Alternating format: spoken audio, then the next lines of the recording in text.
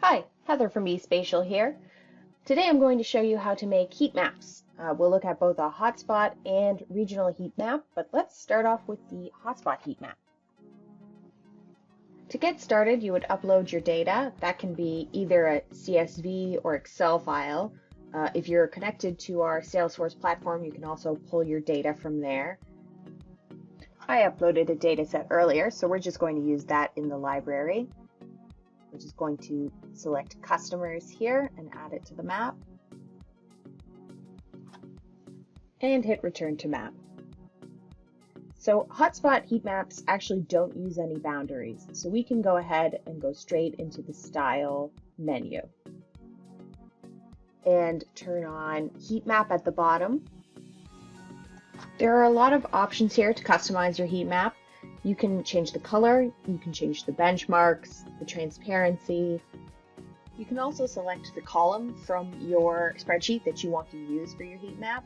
So in this particular document, we have employees, potential value, but we will leave it at point density for now. We can also experiment here with changing the benchmarks. So we can change this to 100 and then this to 50. This will make better use of the more vibrant colors to show the difference between low and high.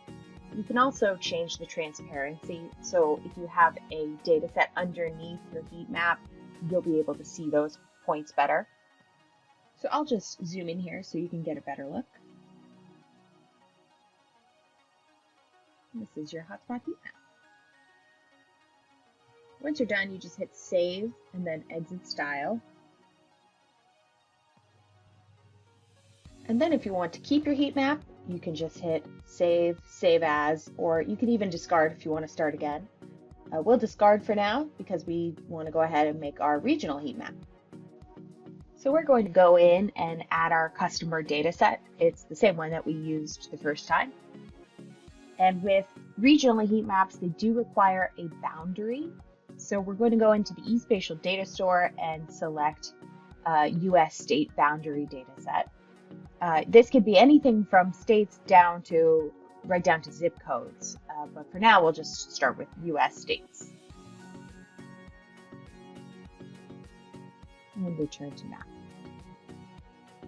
So from here, let's just zoom in. We will go to Analyze and then select Regional Heat Map.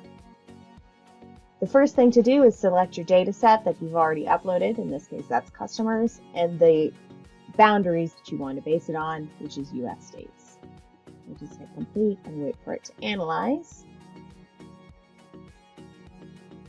And this is your regional heat map.